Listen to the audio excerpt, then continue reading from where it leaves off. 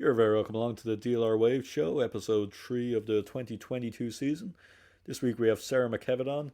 Sarah, I think that's 4 assists now in 2 games, so you're certainly adjusting to life in your new club easy enough.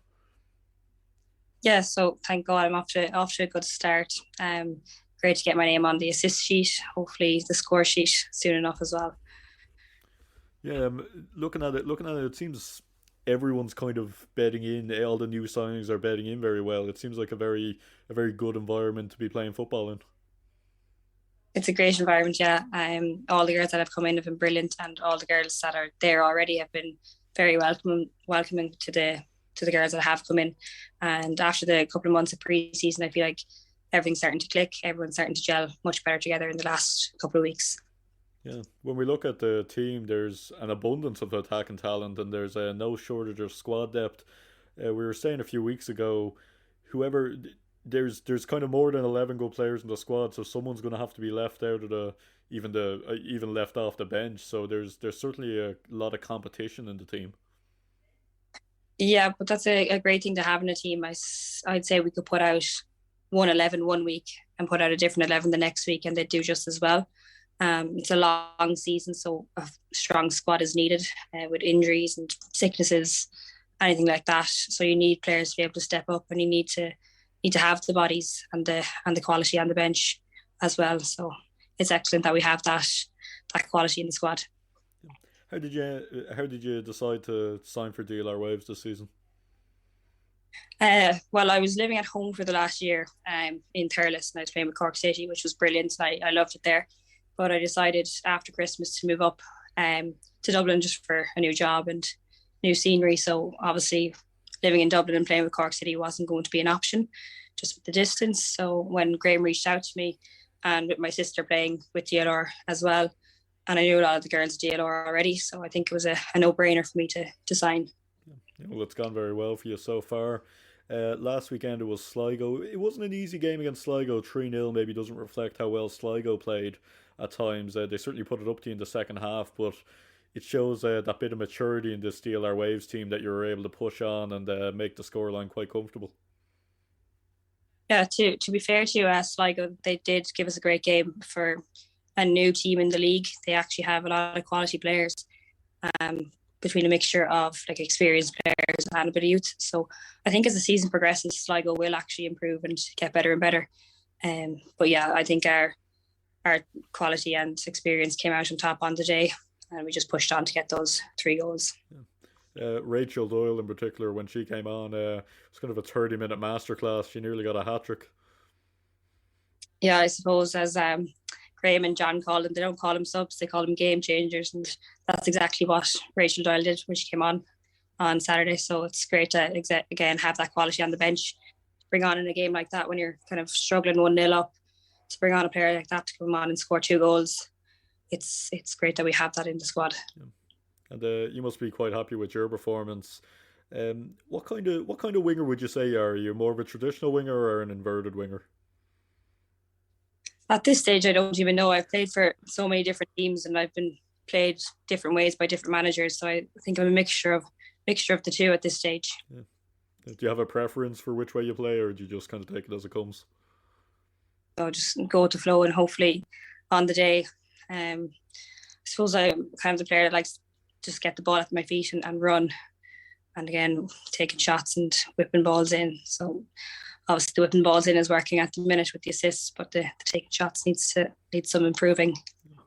As we said, there's a lot of attacking talent, but I suppose as long as someone scores, it doesn't really matter who has their name on the goal sheet, as long as there's goals going in. Yeah, once that ball hits the back of the net, I don't care who it hits off it. If it comes off someone's shoulder, head, doesn't matter once the ball goes in the back of the net. And just looking back at your earlier career, you said it there. You were playing for Cork. Were you always going to be a footballer growing up? Yes, although I did play a couple of different sports kind of growing up. Well, even up to now, like I still play camogie with the third Sarsfields and Gaelic football growing up as well. So there were stages where I wasn't playing soccer and I was playing Gaelic football, or I wasn't playing Gaelic football, I was playing camogie. So I used to kind of switch up between a couple of them. But no, soccer was always kind of my number one. It always came out on top, and it still does to this day. So I think I was always going to be one growing up. It must have been a very sporting family then that you came from. Yeah, everyone in the family plays. Dad and my brother and sister, and all the cousins. So growing up, I would have been out in the back garden playing with all them, and I have a lot of friends that play as well. So, even growing up, having them playing with them growing up kept me busy. And what teams would you follow? Would you follow any football teams around Ireland or around Europe? In Ireland, not necessarily. Obviously, when I was playing with Cork City, I used to follow the men's team. I'd still look out for them now. They'd probably be my team in Ireland. But overseas, I'd be supporting Manchester United on a good day. Yeah. There's less good days than there used to be back when we would have been growing up. I just you mentioned it there. We're recording this on Tuesday, and you're going off to training shortly.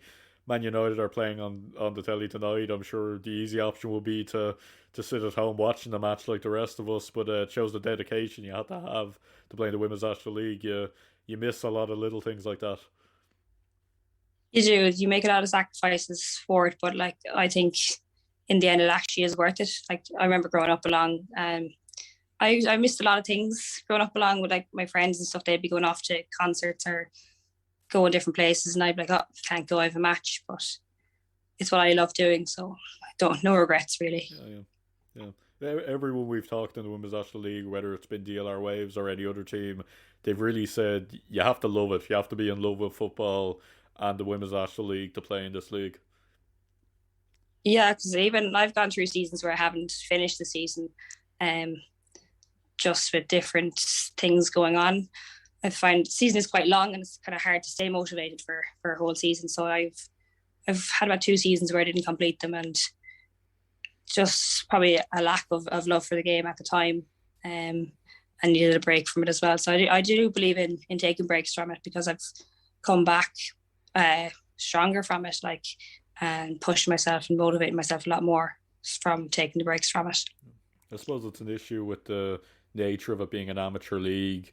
It's easier if the games are on weekends rather than having weekday games in there, but at the same time it is a very long season. I mean, Eve was joking with me there last week on the last episode that the off season's basically the month of December, and then you're back at it. So it's not a commitment that you take lightly anyway. Yes, it's quite full on, but again, yeah, you do have to love it to do it, and I do love it. So it's all good. Did you ever play in any other positions, or were you always a winger? I played a little bit in centre midfield kind of growing up. Mostly a winger though.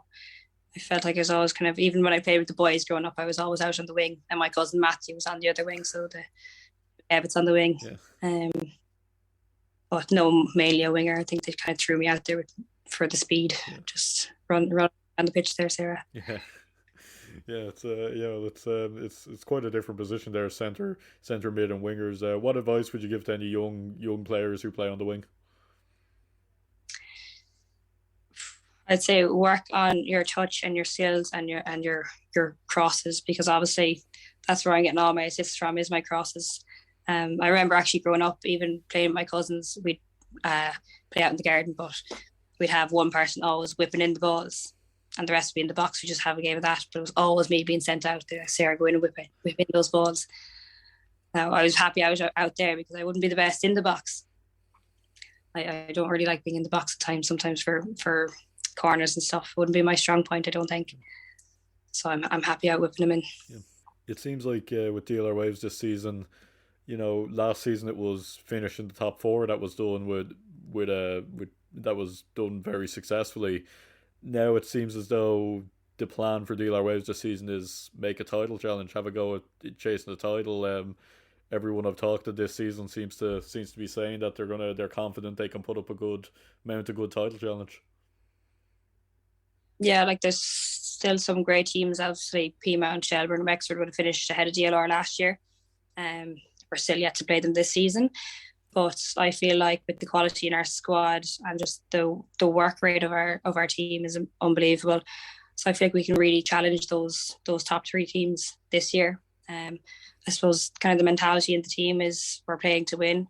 I don't go out any weekend thinking, oh, we won't win this weekend. I think you have to have that mentality that you're going to win, that we're going to be lifting a cup. So hopefully that all goes our way as well. Who would you say in your time playing football in the Women's National League? Who would you say are some of the best players you played with? I think back to my Peamount days, really. I think I was kind of blessed to be playing with the likes of like Anya O'Gorman, Karen Duggan. Even I played with Stephanie Roach for a little while, and obviously growing up, like Stephanie Roach was a hero. So I was kind of blessed to play with players like that growing up. So I'd say they're right, my top three, I'd say. Stephanie Roach scored a decent enough goal on the weekend there, going for another Puskas contender. Yeah, that left. Yeah, she. Sorry, I just lost you there. Yeah, it was certainly a good finish there by Stephanie on the weekend. Looking at then plan the way the Women's National League is. There's talk about 2025 having a second tier by 2025. That whether that's two tiers of 8 teams or one tier of 10 and one tier of 6, whatever that is. Um, it would be great for the league to expand it, but I suppose the important thing is the quality isn't diluted and there's no pushovers, there's no easy games. Well, yeah, the quality is definitely there coming up along. You see, like of the young players coming through the leagues now. There's like obviously we have Joy Ralph, who's only 16. Even when I was down in Cork, there was loads of girls. Eva Mangan was only 17, 18. Like that age group are all through the ranks.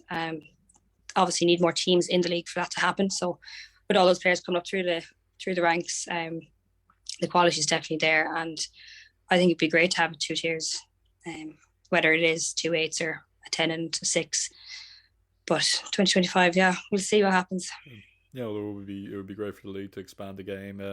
Looking at just the way women's football is in this country now, it's getting a lot more attention than it used to. I mean, I remember when I was growing up, you wouldn't have even known there was a women's international team, and now the we have the qualifiers for the World Cup on TV. So it's great how much attention the women's game is getting, and it should be getting as much as the men really.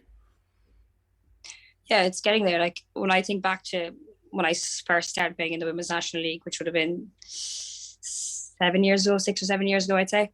Um, there was nothing really like that. You wouldn't even, it would never be on TV. It was none of the games were streamed. You'd barely even have playbacks of goals. So, like now you see all the highlights every weekend. You had none of that, none of the media.